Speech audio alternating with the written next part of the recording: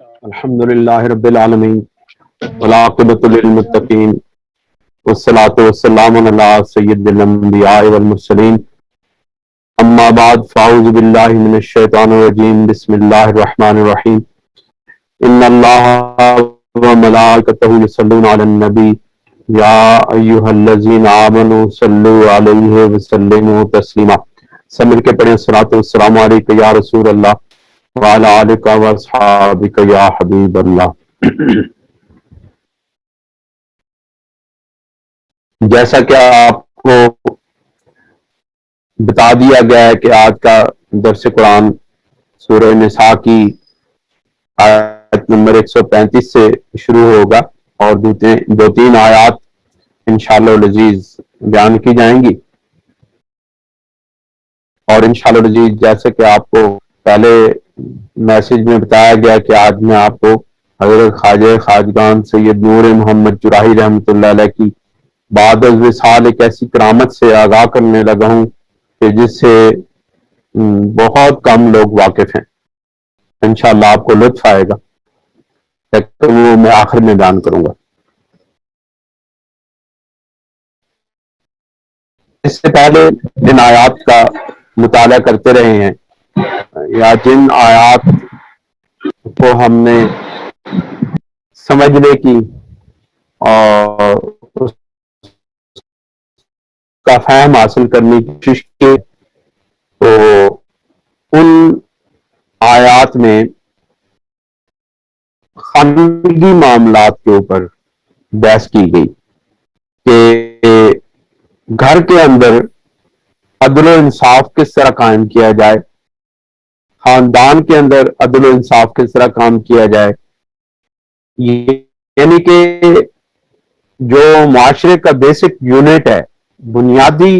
جو یونٹ ہے وہ گھر ہے. جب بہت سارے گھر مل جائے اور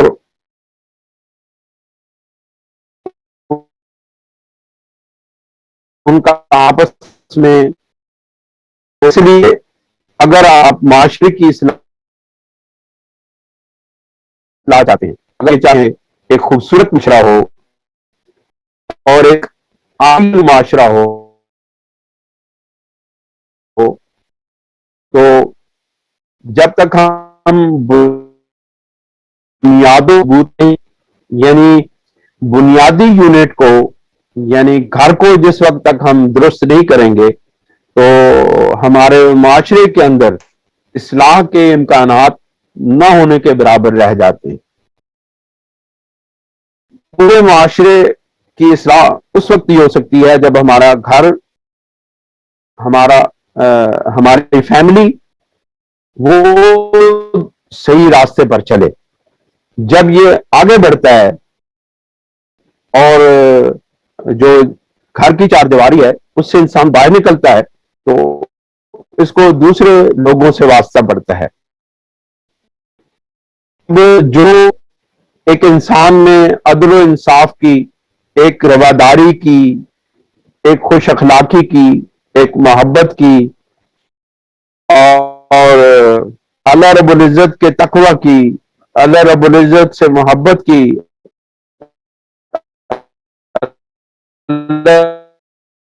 رب العزت کے محبوب صلی اللہ علیہ وسلم کی دیواری کی طرف سے، تو اب وہی تربیت اس کی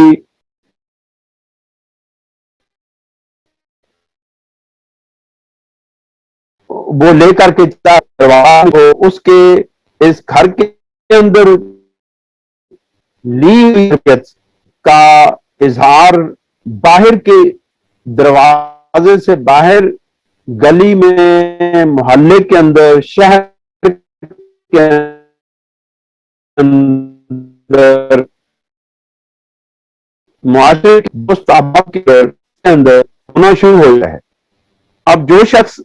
اپنے گھر کے اندر ایک ایسا ماحول بناتا ہے کہ اس کو اسلامی روایات، اسلامی شرط کی تربیت مل چکی ہوتی ہے تو انہی خصوصیات کا، انہی صفات کا وہ بیان باہر جا کے کرتا ہے۔ اس کا یہ مطلب ہے کہ جو شخص گھر کے اندر جس طرح کی زندگی گزارتا ہے،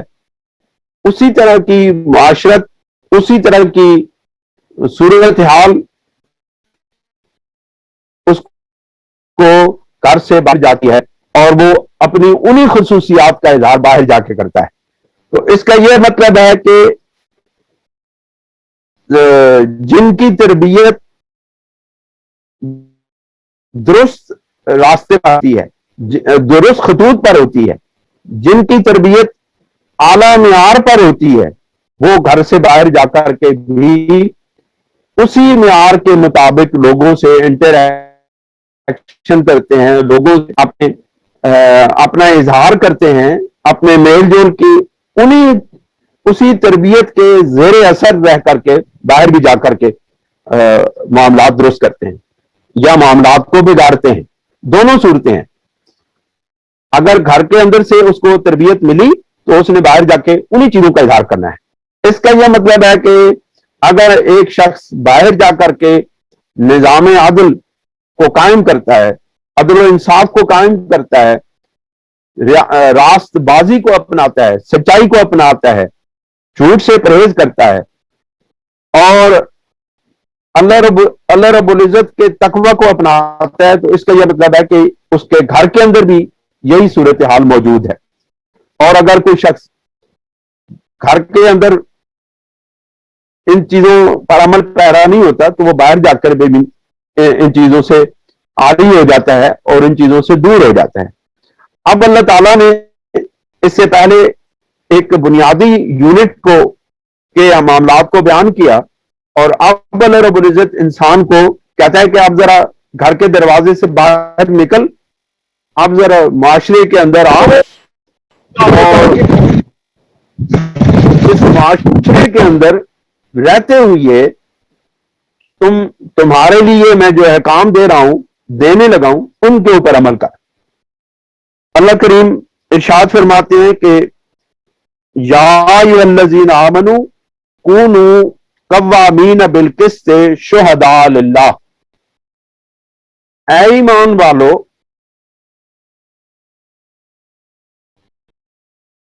مضبوطی کے ساتھ انصاف پر قائم رہو، یعنی آپ لوگ ایک مضبوط بنیاد کے اوپر انصاف کا نظام قائم کریں، عدل و انصاف کا ایک ایسا مضبوط نظام قائم ہو جن کے اوپر آپ کھڑے ہوں۔ اللہ تعالیٰ ایمان والوں کو مخاطب کر کے ارشاد فرما رہے ہیں کہ اے ایمان والوں عدل و انصاف کا ایک ایسا مضبوط نظام قائم کرو جس نظام کی افادیت پورے معاشرے کو اپنے لپیٹ میں لے لے اور پورے معاشرے کو فیضیاب کرے۔ دوسری چیز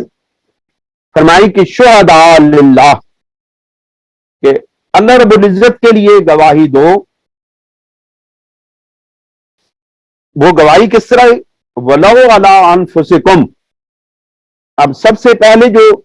گواہی کا آغاز ہو رہا ہے، اللہ فرما رہے ہیں وَلَوْ عَلَىٰ أَنفُسِكُمْ، تم نے اللہ رب العزت کی ذات کے لیے، اللہ کی رضا کے لیے، اللہ کی خوشنودی کے لیے گواہی دینی ہے، اگرچہ تمہیں اپنے آپ کے خلاف ہی وہ گواہی دینی پڑ جائے۔ یعنی آپ کی اپنی ذات سے گواہی کا آغاز ہونے لگا ہے۔ آپ سے اگر کوئی ایسا سوال پوچھا جائے جو آپ کے مفادات کے اوپر زیادہ ڈالتا ہو لیکن نظام عدل کو قائم کرتا ہو، تو یہ آپ جس وقت اپنے اس مفاد کو چھوڑتے ہیں اور اللہ رب العزت کے لیے ایک نظام عدل کو اس معاشرے کے اندر ایک عدل کے نظام کو قائم کرنے کے لیے اپنے اس ایک معمولی فائدے کو یا ایک وقتی فائدے کو چھوڑ دیتے ہیں اور سچ بات کہہ دیتے ہیں کہ ہاں یہ میرا حق نہیں تھا جو میں نے لیا، یا جو بھی گواہی ہوگی وہ آپ اپنے خلاف دیں گے۔ تو اللہ رب العزت فرماتے ہیں کہ اگرچہ تمہیں یہ بظاہر ایک معمولی بات نظر آتی ہے، یعنی کہ ایک تکلیف دہ صورت نظر آتی ہے، لیکن در حقیقت یہ نظام عدل کو قائم کرنے کے لیے بہت سخت ضروری ہے، اور جب تک نظام عدل قائم نہیں ہوگا اسلامی معاشرہ قائم نہیں ہو سکتا ہے۔ آپ دیکھیں ہمارے ہاں نظام عدل کا کتنا برا نظام ہے، تو کتنے حقوق سلب ہوتے ہیں، کتنے حقوق غصب ہوتے ہیں، کتنے لوگوں کو نقصان ہوتا ہے، کتنے لوگ تکلیفوں میں گزارے جاتے ہیں، وہ اس وجہ سے کہ ہمارا نظام عدل مضبوط بنیادوں پر قائم نہیں ہے۔ اس کی نظام عدل کیوں بنیادی قائم نہیں ہے؟ اس کی وجہ یہ ہے کہ ہم جو اس نظام عدل کے حصہ دار ہیں، ہم جو اس نظام عدل کو قائم کرنے والے بنیادی عنصر ہیں، ہمارے اندر جس وقت خرابی ہے، ہم گواہی دیتے ہوئے جھوٹ بولتے ہیں، گواہی دیتے ہوئے حق کو چھپاتے ہیں، تو اس کا یہ مطلب ہے کہ ہم نظام عدل پر بہت بڑی ضرب لگاتے ہیں، بہت بڑی ضرب لگاتے ہیں۔ پھر فرمایا اللہ رب العزت نے کہ اب آپ کی ذات سے نکل کے بات اول والدین والاقربین، اگرچہ آپ کو وہ گواہی اپنے والدین کے خلاف ہی کیوں نہ دینے پڑے، یا آپ کے اقربا کے خلاف، عزیز رشتہ داروں کے خلاف ہی کیوں نہ دینی پڑے، تو تم نے وہ گواہی اللہ تعالی کی رضا کے لیے ان کے خلاف، آپ اپنے خلاف، اپنے والدین کے خلاف، اپنے اعزاء و اقربا کے خلاف، جس کے خلاف بھی یہ گواہی دینی پڑے تم وہ گواہی دے گزرو۔ اس کی وجہ یہ ہے کہ اگر اتنے نازک ترین رشتوں کے خلاف بندہ جب گواہی دینے کے لیے تیار ہو جاتا ہے اور حق بات کرنے کے لیے تیار ہو جاتا ہے، تو اس کا یہ مطلب ہے کہ اس معاشرے کی جو بنیاد ہے وہ بڑی مضبوط بنیاد قائم ہو رہی ہے۔ لیکن یاد رکھیں حق بات اپنی ذات سے شروع ہوتی ہے، اس لیے فرمایا وَلَوْ عَلَىٰ أَنفُسِكُمْ، اپنی ذات کے لیے اگر آپ سچ بات نہیں کہہ سکتے ہیں، اگر اپنی ذات کے لیے جھوٹ بولتے ہیں، اگر ہم اپنی ذات کے لیے سچ نہیں بول سکتے ہیں اور اپنی ذات کے لیے جھوٹ بولتے ہیں، تو اس کا یہ مطلب ہے کہ ہم اپنے والدین کے لیے بھی سچ بات نہیں کہہ سکتے، اقربا کے لیے بھی سچ بات نہیں کہہ سکتے، کسی کے لیے بھی سچ بات نہیں کہہ سکتے۔ لیکن یاد رکھیں کہ اگر کسی دوسرے کے لیے سچ بات کہتے ہو اور اپنے لیے جھوٹ بولتے ہو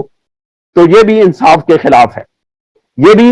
گواہی پھر اللہ کے لیے نہیں رہتی ہے، اور پھر گواہی یہ کسی ذاتی منفعت اور مقصد کے لیے ہو جاتی ہے۔ آپ کو یہ بھی معلوم ہونا چاہیے کہ شریعت اسلامی کے اندر گواہی اس کی قبول ہے کہ جو عادتاً جھوٹ نہ بولتا ہو اور اس پر گناہ کبیرہ کی تہمت نہ لگی ہو۔ جس شخص پر یہ مشہور ہو جائے کہ وہ عادتاً جھوٹ بولتا ہے اور اس کے جھوٹ ثابت ہوتا ہے، تو اس کی گواہی نظام شرعی میں قابل قبول نہیں ہے۔ اور اگر کوئی شخص گناہ کبیرہ کا مرتکب ہو جاتا ہے اور اس کے اوپر حدود لاگو ہو جاتی ہیں، تو اس کے لیے بھی اس کی گواہی بھی قابل قبول نہیں ہوگی۔ آپ کو معلوم ہے کہ ایک گواہی حضرت حذیفہ بن الیمان رضی اللہ تعالیٰ عنہ نے نبی کریم صلی اللہ علیہ وسلم پر دی تھی، اور وہ اتنی سچی گواہی تھی کہ حضور سرور دو عالم صلی اللہ علیہ وسلم نے ان کی ایک گواہی کو 2 گواہیوں کے برابر قرار دیا تھا۔ تو جو سچے لوگ ہوتے ہیں اللہ تعالیٰ ان کی اس گواہی کو قبول فرماتا ہے اور ان کو عزت و تکریم کے مقام پر فائز کرتا ہے۔ اللہ تعالیٰ پھر فرماتے ہیں ان یکن غنیاً و فقیراً، اگر تمہیں گواہی کسی فقیر کے خلاف دینی پڑے یا کسی امیر کے خلاف دینی پڑے، ان دونوں صورتوں میں بھی تم نے اللہ کے لیے گواہی دینی ہے۔ پھر فرمایا فاللہ اولا بہما، بس اللہ رب العزت زیادہ خیر خواہ ہے ان دونوں کا. اب یہاں تک ہم پہنچے ہیں تو ہمارے سامنے جو آیا مبارکہ کا مفہوم سامنے آیا ہے، اس سے کچھ باتیں مستفاد ہوتی ہیں، یعنی ہم ان کا فائدہ حاصل کرتے ہیں. ان میں یہ ہے کہ اس نظام عدل میں یہ دو چیزیں جو ہیں یہ ہماری دو آنکھیں ہیں. یعنی اس معاشرے کی، اسلامی معاشرے کی اگر کوئی آنکھیں قرار دی جائیں تو یہ دو آنکھیں ہیں. علماء اہل سنت نے، علماء حق نے نظام عدل کو اور اللہ رب العزت کی ذات کے لیے، اللہ کے لیے گواہی دینے کو شریعت اسلامی کی دو آنکھیں قرار دیا ہے. اس کی وجہ یہ ہے کہ اسلام کا نظام اگر قائم ہوتا ہے اور اس معاشرے کے اندر ایک عدل قائم ہوتا ہے تو انہی دو آنکھوں کے ذریعے قائم ہوتا ہے. اور جب یہ دو آنکھیں روشن ہوگی تو انسان اس وقت ہی چلتا ہے نا جب انسان کی آنکھیں روشن ہو. انسان اس وقت آگے بڑھتا ہے جس وقت اس کی دونوں آنکھوں میں نور ہو. انسان اس وقت ہی ترقی کی منازل طے کرتا ہے جب اس کی آنکھیں ہوں اور وہ کام کر سکتا ہو. تو اس کا یہ مطلب ہے اولیاء اللہ نے، فقہائے اسلام نے، علماء اسلام نے ان کو دو آنکھیں اس لیے قرار دیا ہے کہ یہ دو آنکھیں جس وقت ان کے اندر نور آتا ہے، یہ پر نور ہو جاتی ہیں تو ان آنکھوں سے چلتے ہوئے اسلامی معاشرہ ترقی کرتا ہے، ترقی کی منازل طے کرتا ہے. آج ہمارا معاشرہ ان آنکھوں سے محروم ہو چکا ہے. آج ہمارا معاشرہ ان دونوں آنکھوں سے محروم ہو چکا ہے. نظام عدل بھی نہیں رہا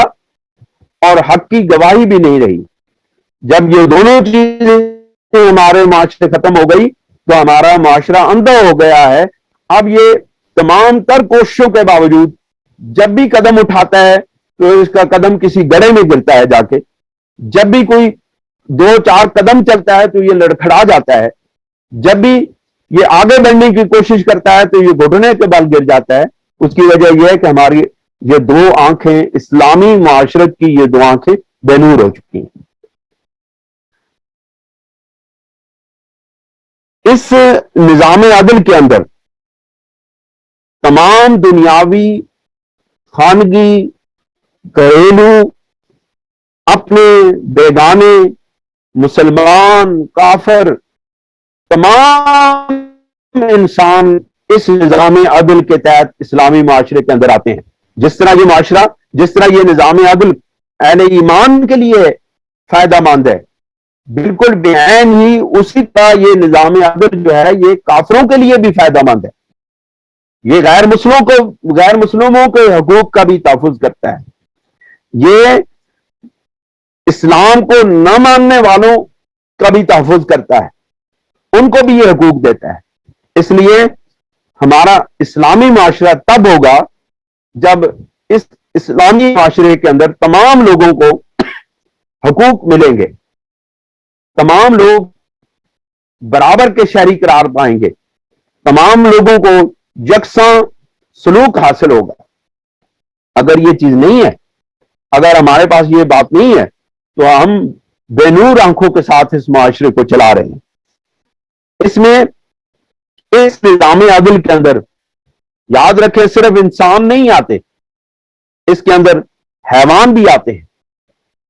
اس کے اندر شجر و حجر بھی آتے ہیں، اس کے اندر تمام مخلوقات اس نظام عدل کے تحت فائدہ حاصل کرتی ہیں. اور یاد رکھیں جس وقت انسان کو یہ دو آنکھیں مل جاتی ہیں تو اس کے اندر ایک روحانی خصوصیات اس کے اندر پیدا ہونا شروع ہو جاتی ہیں. اس کے اندر صبر پیدا ہوتا ہے، اس کے اندر رضا پیدا ہوتی ہے، اس کے اندر سخاوت پیدا ہوتی ہے، اس کے اندر تسلیم یعنی مان لینا، جھک جانا پیدا ہوتا ہے. یہ ساری چیزیں، اطاعت پیدا ہوتی ہے. یہ ساری خصوصیات اس معاشرے کے تمام افراد کے اندر پیدا ہو جاتی ہیں، جس معاشرے کے افراد یہ فیصلہ کر لیتے ہیں کہ ہم نے اپنے تمام معاملات کے اندر، یعنی گھریلو معاملات کے اندر اور باہر کے معاملات کے اندر،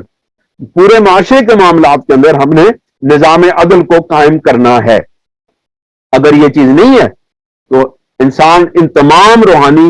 خصوصیات سے، یہ جو باطن کی خاصیتیں ہیں، ان سے محروم ہو جاتا ہے۔ اور دوسری بات جو اللہ تعالیٰ کی گواہی دینے کے لیے، اللہ تعالیٰ کے لیے گواہی دینے کے لیے ہے، تو اس میں تمام دینی دنیاوی معاملات میں گواہی دیتے وقت صرف اللہ رب العزت کی ذات پیش نظر ہوتی ہے، اس لیے اس میں اپنے اور پرائے کی تمیز ختم ہو جاتی ہے اور حق اور سچ بات نکلتی ہے۔ یہ دو باتوں کی خصوصیات ہیں، دو چیزیں ہیں، لیکن یاد رکھیں یہ بات بھی ہمیں ہمارے پیش نظر رہنی چاہیے کہ یہ عدل کا نظام قائم کرنا یہ کوئی آسان بات نہیں ہے۔ جب کسی شخص کو کوئی فیصلہ کرنے کا منصب سونپا جاتا ہے تو یہ اس کے لیے ایک ایسی زندگی لے کر آتا ہے جس کے بارے میں سرور دو جہاں صلی اللہ علیہ وسلم نے ارشاد فرمایا ہے کہ حضرت ابو ہریرہ رضی اللہ تعالیٰ عنہ ارشاد فرماتے ہیں کہ حضور سرور دو عالم صلی اللہ علیہ وسلم نے ارشاد فرمایا، قال رسول اللہ صلی اللہ علیہ وسلم من جعل قاضیا، کہ جس کو قاضی بنایا گیا بین الناس، لوگوں کے درمیان، یعنی جس شخص کو بھی لوگوں کے درمیان فیصلہ کرنے والا بنایا گیا، اس منصب پر جس کو بٹھایا گیا، تو وہ یہ سمجھے کہ فقط ذبح بغیر سکین، تو اس کو بغیر چھری کے ذبح کر دیا گیا۔ وہ یہ سمجھے کہ جس کو قاضی بنایا گیا ہے، جس کو فیصلہ کرنے والا بنایا گیا، جس کو عدل کرنے والا بنایا گیا ہے، تو فقط ذبح بغیر سکین، تو وہ گویا اس طرح ہے کہ جس طرح اس کو بغیر چھری کے ذبح کر دیا گیا ہے۔ اب چھری کے ساتھ ذبح کرنے میں آسانی ہے، گلا کٹ گیا بندہ ذبح ہو گیا، لیکن بغیر چھری کے، اس کا مطلب ہے کہ کسی ایسی چیز سے ذبح کیا جائے گا جو تیز دھار آلہ نہیں ہوگی، بلکہ کند چیز سے ذبح کیا جائے گا، اور تکلیف در تکلیف اس کو اٹھانی پڑے گی۔